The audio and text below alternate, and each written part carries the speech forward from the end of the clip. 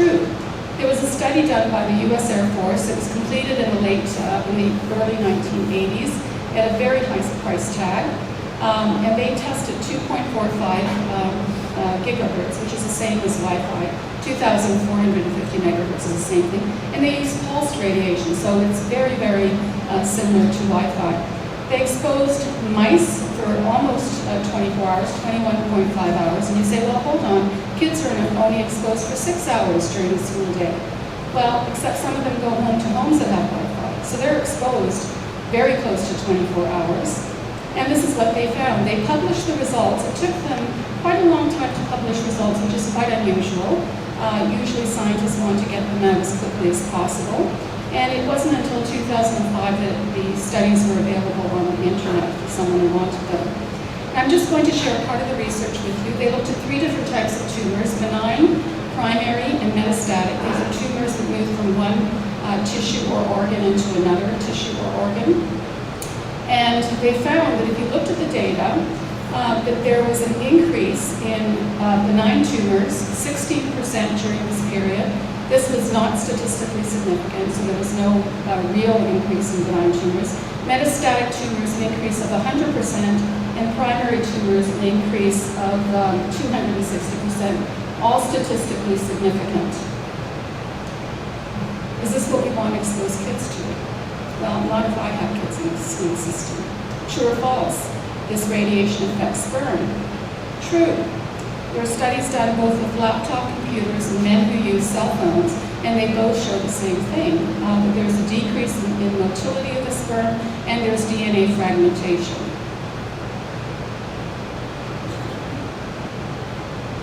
We don't know if there's an effect on egg cells, but if they are, we're in deep doo-doo. And the reason for that is women are born with every egg cell that they will ever produce. Men produce sperm on a regular basis. So after 3 months, you've got totally fresh sperm in there. So if you want to get pregnant, don't be exposed to that radiation. As women, we don't have a choice. Our egg cells are damaged. We're talking about damage to future generations. Now, I did a study looking at the effect of microwave radiation on my blood cells. And this is what I found in a clean environment. We found that 2.4 gigahertz, the same frequency that we use for Wi-Fi, affects my blood. And other people have found the same thing. This is my blood in a healthy, low-frequency environment with a few cells clumping. And this is what happens to my blood after 10 minutes of using this cordless phone at 2.4 gigahertz. This is very unhealthy blood. The consequences is my blood isn't doing the job it's meant to do. And these are some of the symptoms. These are the same types of symptoms that people experience who are electrically hypersensitive. They say cold hands and feet. Why is that? Because the blood isn't circulating to the extremities. True or false? Students are getting sick in schools with Wi-Fi. I'm just going to play you. We haven't hooked it up, so I'll just hold this to the microphone and we'll see if this works. Hi, I'm Austin. I'm 14 years old. I'm Magda Havas. I've been suffering weird headaches and dizziness and displacement. Like, it feels like my head is like there's a lot of pressure in my head and it's like pulsing like this.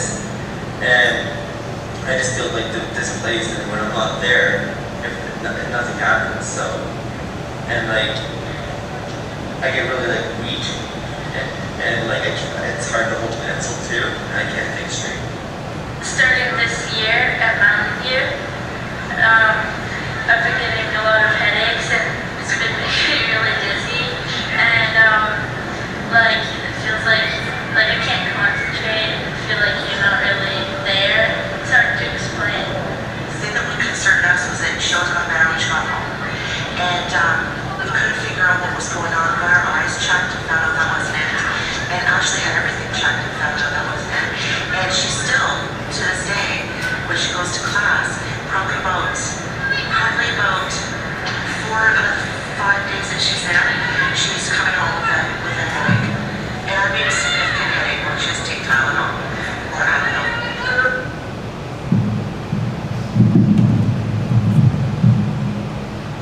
Okay, this is a study that we did looking at the heart.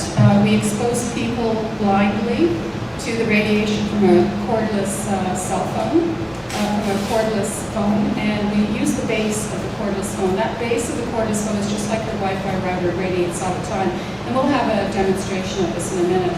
This is a three-minute exposure showing every heartbeat. So this person was hooked up to a heart monitor and showing every heartbeat.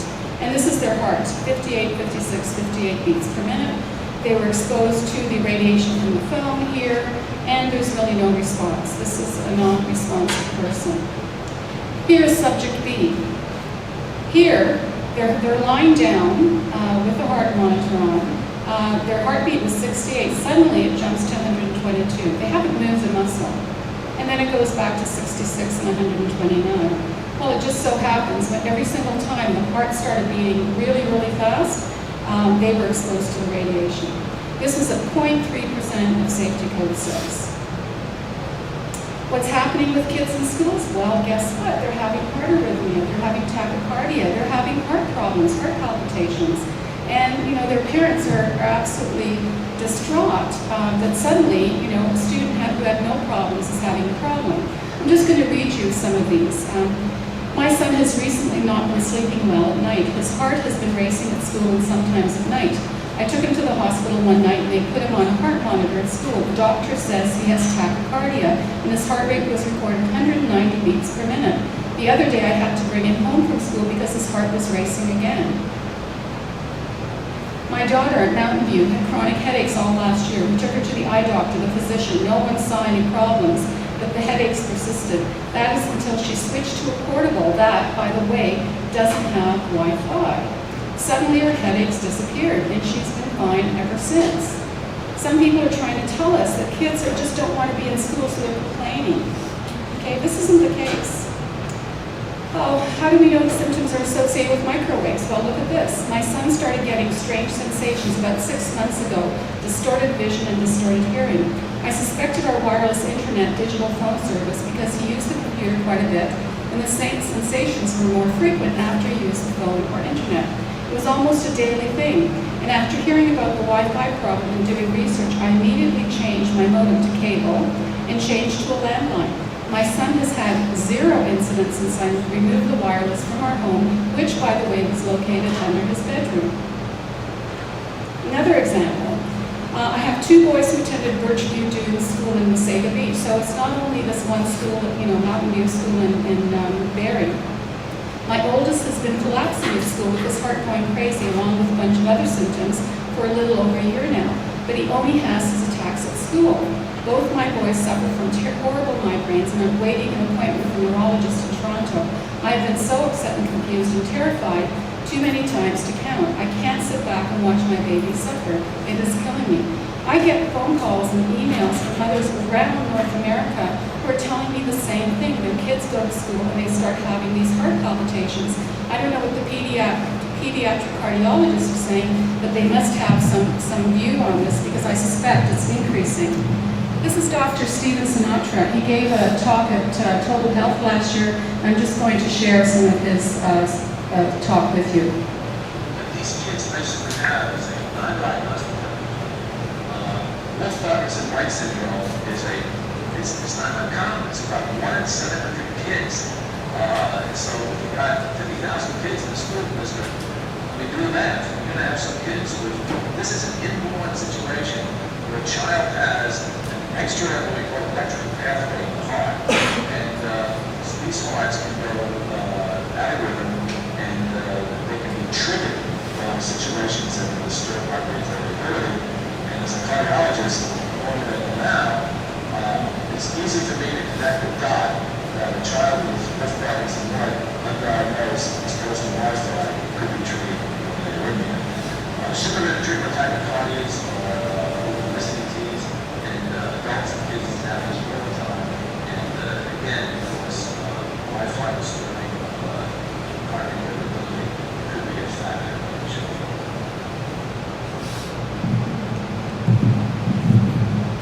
True or false? Microwave workers. True or false? Microwave workers. Okay, basically what he said is that there's something called Wolf Parkinson's White syndrome. It's an undiagnosed, in most cases, irregularity in the heart that normally doesn't have any real problems until you stress the heart.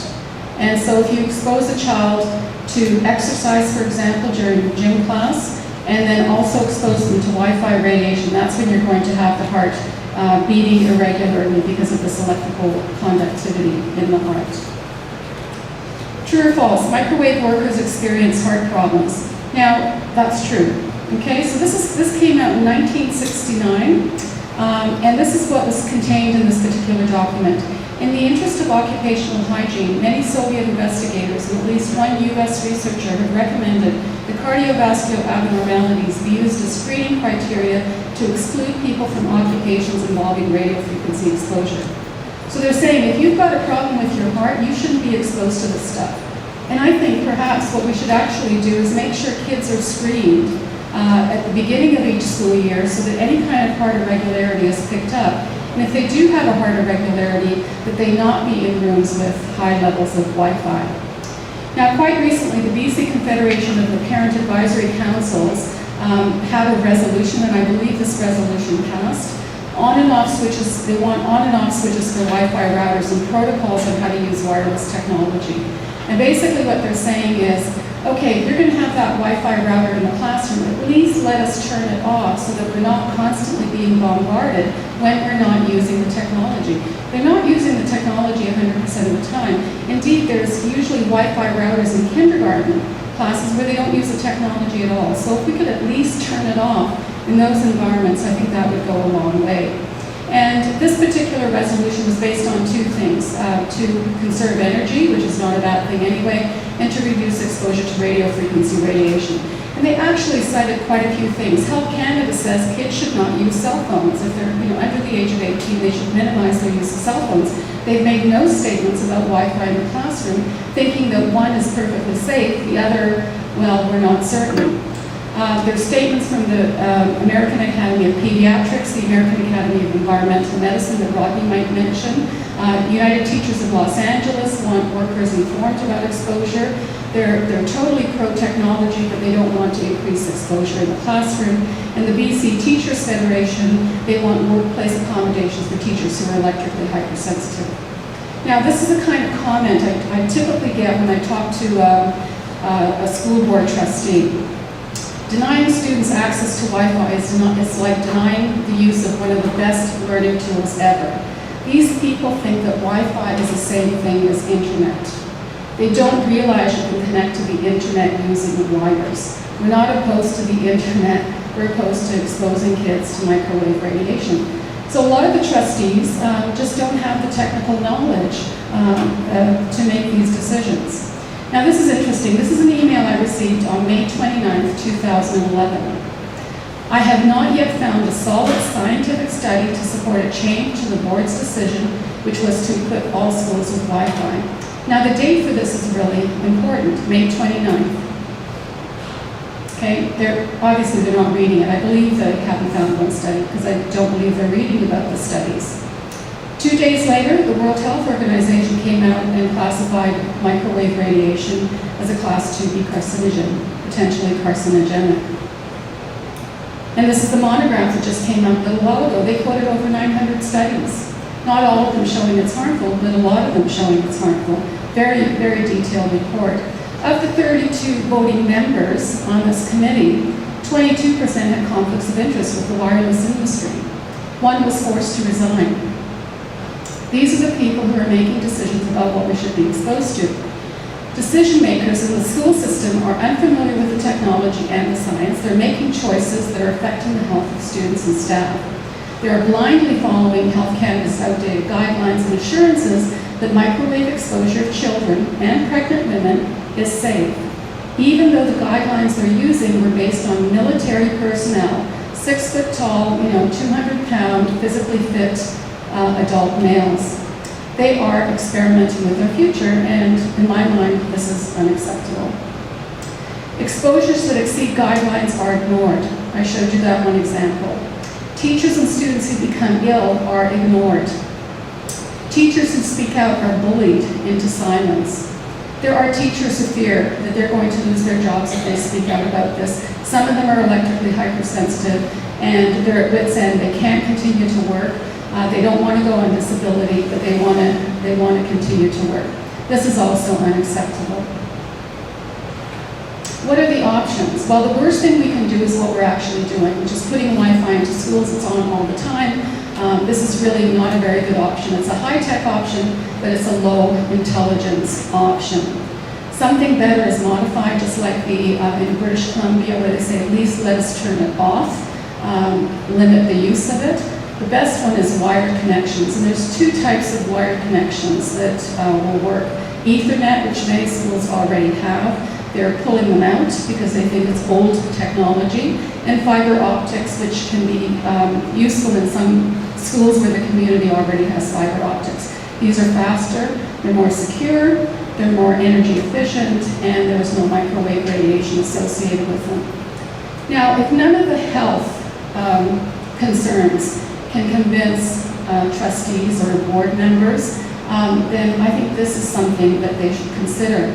Wi-Fi is going to be outdated very soon. What's coming is Li-Fi. So they're actually using light to carry the information. Now, the good thing about light is it doesn't penetrate walls. So if you have it in your classroom, no one else is going to be exposed to it. And we know we're exposed to light all the time, and it's likely to have no or limited biological effects. Wi-Fi in schools is not safe. There's just too many studies showing that levels of radiation at that frequency, even low levels for prolonged exposure, can have adverse effects on people. We are in for a microwave tsunami, and there's two things we need to do to protect it. One is we have to have better guidelines, and the other is we have to minimize frivolous use. I think Wi-Fi in the classroom is frivolous because you can use the same technology and simply connect it. So we're not against the technology.